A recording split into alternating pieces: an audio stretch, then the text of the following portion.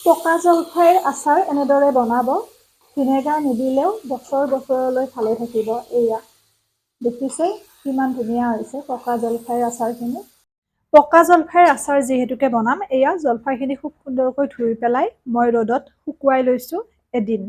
এইখিনি পকা জলফাই, ইয়াতে কোনো ধৰণৰ সিজাই লোৱাৰ কোনো প্ৰয়োজন নাই আৰু ময়ো সিজাই লোৱা নাই।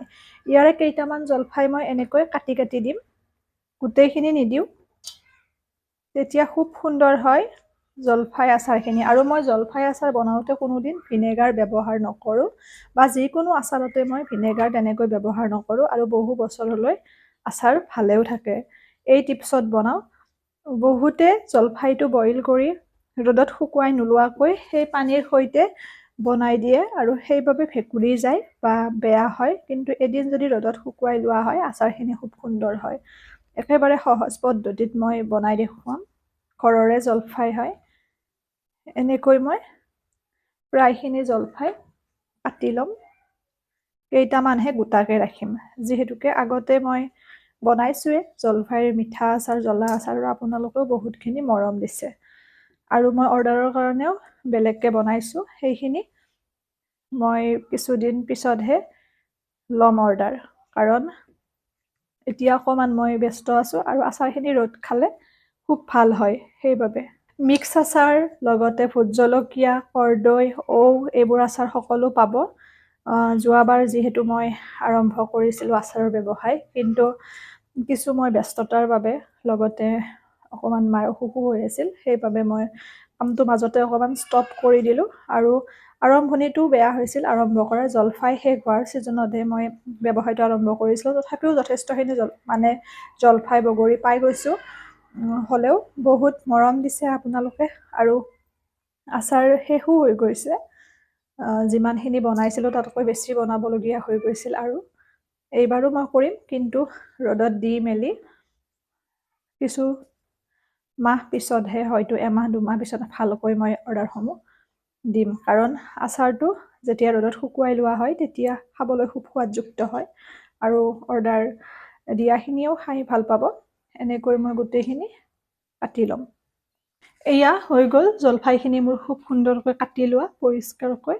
এতিয়া ইয়াৰ বাবে মই কি কি মছলা ব্যৱহাৰ কৰিম সেইখিনি দেখুৱাই দিওঁ। নিমখ আৰু হালধি আমি আন্দাজমতে ব্যৱহাৰ কৰিম, সেইখিনি লৈ লোৱা নাই। ইয়াতে ধনিয়া গুড়ি আছে। এয়া মোৰ ধনিয়া গুড়ি আৰু জিৰা গুড়িখিনি মই নিজে ধুনীয়াকৈ ধুই মেলি গোটা জিৰা আনি, ধনিয়া আনি ভাজি পেলাই, শুকুৱাই ভাজি লৈ মিক্সাৰ গ্ৰাইণ্ডাৰত গ্ৰাইণ্ড কৰি থৈ দিওঁ। এয়া ধনিয়া গুড়ি, এয়া পাঁচফোৰণ। এই পাঁচফোৰণখিনিত ইয়াতে কালজিৰাটো নাই, জিৰা আৰু মেথি গুটিটোহে আছে। কালজিৰাটো হ'লে এখন তিতা পাওঁ কাৰণে মই ব্যৱহাৰ নকৰোঁ। আৰু এয়া জলকীয়া গুড়ি, ঘৰতে বনোৱা জলকীয়া গুড়ি হয় এয়া। আৰু ইয়াতে গৰম মছলা আছে অকণমান, আৰু জিৰা গুড়ি আছে। এইখিনি মছলাই ব্যৱহাৰ কৰিম, আৰু তেল আমি ব্যৱহাৰ কৰিম। ব'লক এতিয়া নেক্সট ষ্টেপলৈ। এয়া কেৰাহী মই পাতি দিছোঁ। এতিয়া ইয়াতে মই তেল ব্যৱহাৰ কৰিম, মিঠাতেল। মই ইয়াতে বহুত বেছি তেল দি নিদিওঁ, ইমানখিনি তেলেই দিছোঁ। আৰু তাৰপিছত মই যেতিয়া ৰ'দত দিম, যিহেতুকে মই ৩-৪ দিন ৰ'দত দি হোৱাৰ পিছত বটলত ভৰাই পেলাইহে তেল দিম। যদিহে বৰষুণ বতৰ বা সেমেকা বতৰ হয়, তেলটো গৰম কৰি দিম। আৰু যদিহে ৰ'দ দি থাকে মানে যথেষ্টখিনি, তেতিয়াহ'লে ঠাণ্ডা তেলে দি পেলাই বটলটো ৰ'দত উলিয়াই দিম। এতিয়া তেলখিনি গৰম হোৱালৈ আমি অপেক্ষা কৰিম। বহুত বেছি গৰমো হ'ব নালাগে। ইচ্ছা কৰিলে ইয়াতে আপোনালোকে সৰিয়হো দিব পাৰে পিচি। এইটো মই একেবাৰে সাধাৰণভাৱে দেখুৱাইছোঁ, কাৰণ যিহেতু আগতে মই দিছোঁৱে জলফাইৰ আচাৰ, কেঁচা জলফাইৰ আচাৰ আছিল এইটো। এয়া এইখিনি পাঁচফোৰণখিনি দি দিলোঁ। এতিয়া মই ইয়াতে জলফাইখিনি দি দিম, যিখিনি জলফাই মই কাটি লৈছিলোঁ।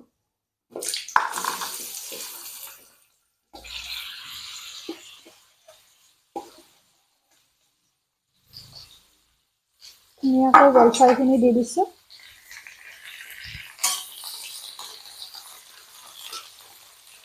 এতিয়া এনেকৈ লৰাই দিব। বহুত ভাল হয় আৰু বেয়া একেবাৰে নহয় এই প্ৰচেছত বনাব। সকলোৰে প্ৰচেছবোৰ যিহেতু বেলেগ বেলেগ, মই এনেদৰে বনাওঁ। এতিয়া ইয়াতে মই নিমখ আৰু হালধি দিম আন্দাজমতে। এয়া নিমখ মই দি দিছোঁ। হালধিও মই দিম।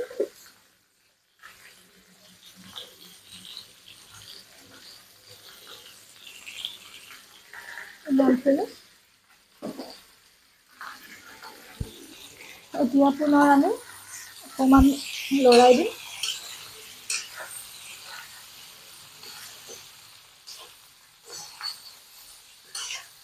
এনেকৈ আমি 5 মিনিটমান সময়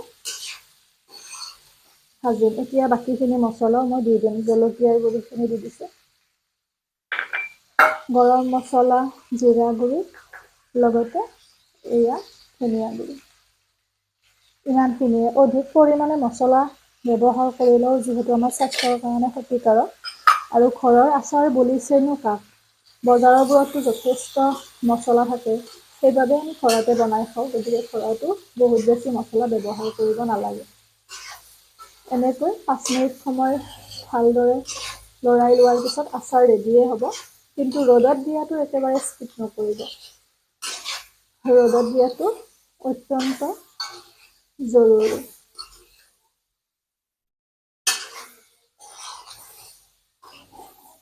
এয়া দেখিছেনে? আৰু বহুতে এনেকৈয়ে 2-3 দিন ৰ'দত দি তেল নিদিয়াকৈ পেকেটত বিক্ৰী কৰে। তেনেকৈও বহুত বছৰলৈ ভালে থাকে। কিন্তু যিহেতু আমি আচাৰ বনাম, তেল দিম 3 দিন পিছত, যেতিয়া বটলত ভৰাম।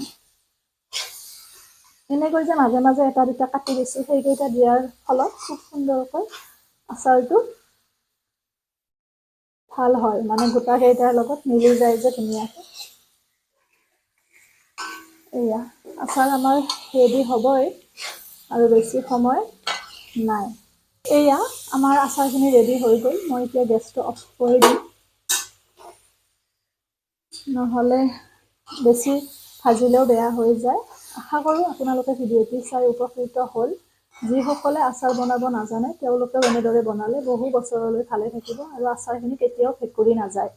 ভিডিঅ'টি শ্বেয়াৰ কৰিব যাতে সকলোৱে আচাৰ বনাই পেলাই জুতি ল'ব পাৰে ঘৰতে। জলফাই বা অইন আচাৰৰো মই মিক্স আচাৰৰো আনিম ৰেচিপি। আৰু লগতে যদিহে ফ'ল' কৰা নাই, ফ'ল' কৰি দিবচোন। পেজটিত তেতিয়া নতুন নতুন ভিডিঅ'বোৰ পাব। মোৰ ভিডিঅ'সমূহত আপোনালোকে কিবা নহয় কিবা এটা শিকিবলৈ পাব। সেইখিনি মই চেষ্টা কৰিম সদায়। আৰু কাটিং চিলাই যিসকলে শিকিব বিচাৰে, তেওঁলোকে মোৰ ইউটিউব চেনেলটো ছাবস্ক্ৰাইব কৰিব, ডিম্পী ডায়েৰী বুলি আছোঁ। আৰু কিবা সুধিব লগা থাকিলে আপোনালোকে ইনষ্টাগ্ৰামত ফ'ল' কৰিব, ডিম্পী ডায়েৰী বুলিয়ে আছোঁ। তাত আমি কথা পাতিম। এৰিছোঁ, পুনৰ নতুন ভিডিঅ'টিৰে লগ পাম। আৰু মই খুব সুন্দৰকৈ আচাৰখিনি এনেদৰে ইয়াতে উলিয়াই ৰ'দত দিম 3 দিনলৈ। এনেদৰে